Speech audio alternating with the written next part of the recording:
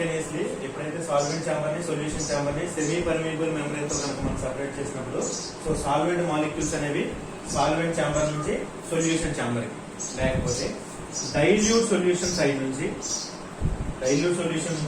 Concentrated solution కి solvent molecules అనేవి move అయితే అటువంటి ఫినామినన్ మనం ఏమంటాం ఆస్మాసిస్ అంటాం.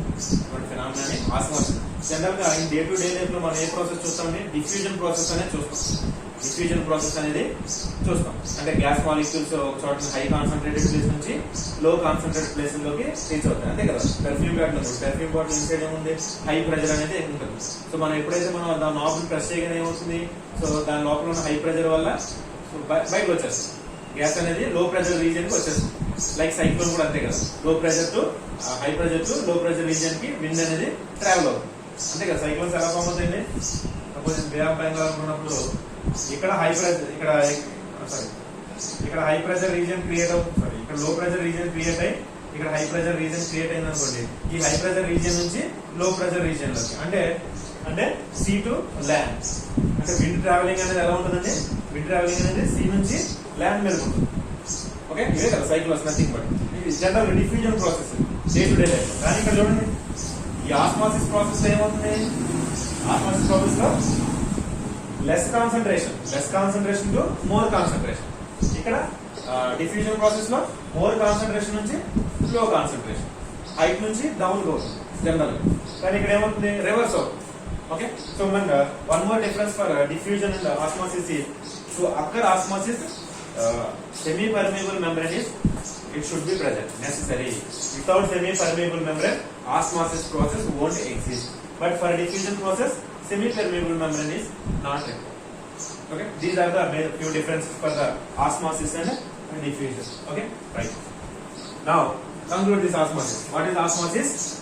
The spontaneous flow of solvent molecules when solvent and solution is separated with a semi-permeable membrane, or otherwise spontaneous flow of solvent molecules when the dilute solution chamber and concentrated solution is separated with a semi-permeable membrane. Example for semi-permeable membrane we saw already. Osmosis is this. Next concept, osmotic pressure. Next concept is osmotic pressure. Osmotic pressure అంటే చూడండి, ఇక్కడ ఏమవుతుందండి, solvent molecules అనేవి solvent chamber నుంచి solution chamber లోకి travel చేస్తాను. నేను ఈ సొల్యూషన్ ఛాంబర్ మీద సమ్ ప్రెజర్ అనేది ఎక్సెప్ట్ చేస్తాను, ప్రెజర్ అనేది అప్లై చేస్తాను. ఈ సొల్యూషన్ ఛాంబర్ మీద సమ్ ప్రెజర్ P ఎక్స్టర్నల్, అంటే మనం ఎక్స్టర్నల్ గా సమ్ ప్రెజర్ అప్లై చేసినప్పుడు ఏమవుతుందంటే ఈ pressure just stops the flow of solvent molecules from solvent chamber to solution chamber. అంటే నేను కొంత ప్రెషర్ కనుక దీని మీద అప్లై చేసినప్పుడు ఏమవుతుందంటే ఈ ఫ్లో అనేది కరెక్ట్ గా అవుతుంది. అంటే ఈ ఫ్లో ఆగేంత ప్రెషర్ మాత్రమే నేను అప్లై చేస్తాను. Just stop the flow of solvent molecules from solvent chamber to solution chamber. Okay, so right. What is osmotic pressure? The pressure which is applied on the solution chamber, it just stop the flow of solvent molecules. దీన్ని మనం osmotic pressure పై అంటాం. Next reverse osmosis. మనం general గా daily వింటాం RO technique, water purifying. Okay, so what is reverse osmosis అనేది గుర్తుంది. Reverse osmosis అంటే osmosis అనేది నేను అబ్జర్వ్ చేయండి, ఆస్మాసిస్ అనేది రివర్స్ అవుతుంది, అంతే కదా. ఆస్మాసిస్ అనేది రివర్స్ అయితే దాన్ని రివర్స్ ఆస్మాసిస్ అంటారు. అంటే ఇక్కడ చూడండి, ఇదేంటిది 5 కదా, ఇది 5. ఆస్మాటిక్ ప్రెజర్ అనేది ఇది జస్ట్ స్టాప్ ద సాల్వెంట్. అదే కనుక ఈ ఆస్మాటిక్ ప్రెజర్ కి ఇంకొంచెం ప్రెజర్ యాడ్ చేసి ఇంకా ప్రెజర్ ఇంక్రీజ్ చేస్తాం. అంటే ఈ ఆస్మాటిక్ ప్రెజర్ మించి ప్రెజర్ అప్లై చేసినప్పుడు ఏమవుతుంది, సాల్వెంట్ మాలిక్యూల్స్ ఫ్లో డైరెక్షన్ అనేది మారిపోతుంది. ఇనీషియల్ గా ఆస్మాసిస్ లో ఏమైందంటే సాల్వెంట్ నుంచి సొల్యూషన్ కి ట్రావెల్ చేస్తుంది. అంటే మనం రివర్స్ ఆస్మాసిస్ లో ఏమవుతుంది, ఎక్స్టర్నల్ ప్రెజర్ అప్లై చేయగానే ఈ సాల్వెంట్ ఫ్లో డైరెక్షన్ అనేది ఏమవుతుందంటే సొల్యూషన్ నుంచి సాల్వెంట్ కి చేంజ్ అవుతుంది. అంటే ఇక్కడ డైరెక్షన్ ఎలా ఉంటుంది, సొల్యూషన్ టు సాల్వెంట్ ఫ్లో అనేది ఎలా ఉంటుంది, solution to solvent side. Solution to solvent side. Suppose ఈ ఛాంబర్ లో సీ వాటర్ తీసుకున్నానండి, సాల్ట్ వాటర్ తీసుకున్నాను, సీ వాటర్. ఇక్కడ ఏం తీసుకున్నానంటే ప్యూర్ వాటర్ తీసుకుని ఆర్ఓ అనేది రివర్స్ ఆస్మాసిస్ అనేది ఇక్కడ అప్లై చేస్తాను. అంటే osmotic pressure plus some external pressure apply చేసినప్పుడు ఏమవుతుంది, దీని ద్వారా ఓన్లీ ప్యూర్ వాటర్ మాలిక్యూల్స్ మాత్రమే ట్రావెల్ అవుతాయి ఈ సొల్యూషన్ సాల్వెంట్ ఛాంబర్ లో. అంటే సాల్ట్ ట్రావెల్ అవుతా అవ్వదు.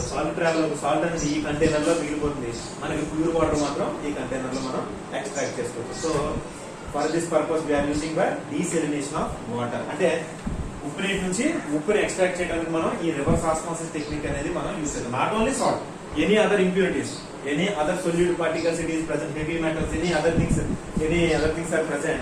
So those things we can separate easily with RO technique. Okay, so what is the use of reverse osmosis? Desalination of seawater. Desalination of seawater కి మనం ఈ reverse osmosis use చేసి మనం purify చేయొచ్చు. Okay, right. So what is osmotic pressure and what is osmosis and what is reverse osmosis. Okay, next one.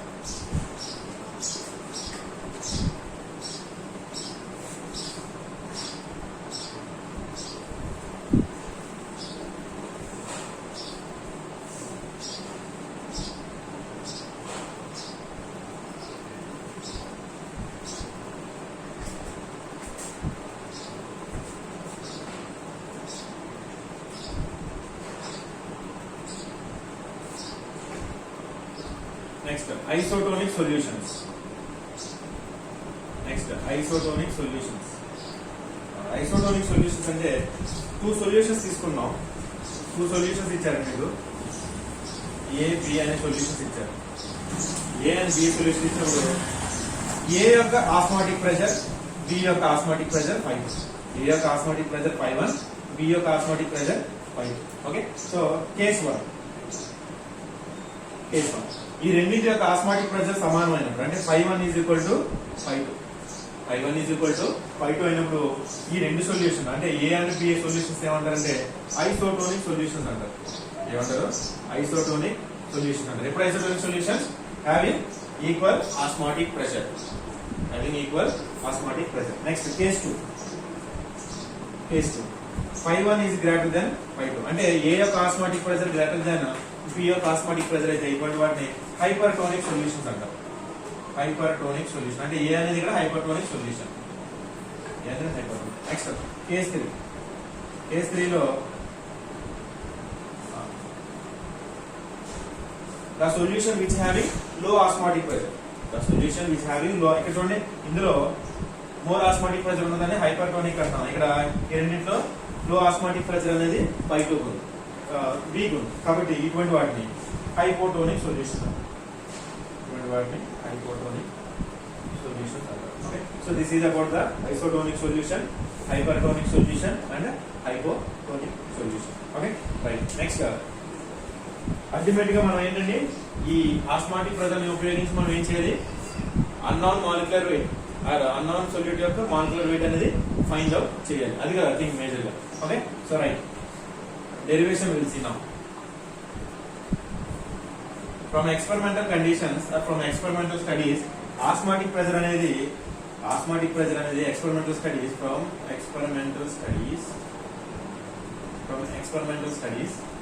osmotic pressure phi అనేది concentration మీద depend అవుతుంది. at a constant temperature. phi అనేది దేని మీద depend అవుతుంది, concentration మీద depend అవుతుంది at a constant temperature. అలా కాకుండా ఆస్మాటిక్ ప్రెషర్ అనేది absolute temperature మీద కూడా డిపెండ్ అవుతుంది at a specific concentration. Interrelated, these two things are specific concentration. Therefore I will rewrite this one. Phi is directly proportional to concentration C in absolute temperature. ఇక్కడ C అనేది concentration of the solution. మీరు దేనికైతే osmotic pressure measure చేస్తున్నారో దాని concentration తీసుకుంటారు. అంటే amount of solute nothing but non-volatile solution, amount of solution. Right. So to remove this proportionality, I am introducing some constant S, like gas constant. What is the ideal gas equation? PV is equal to PV is directly proportional to RT na ideal gas equation. So to remove this proportionality, I am introducing some gas constant. Sorry, PV is equal to RT. PV is equal to NT.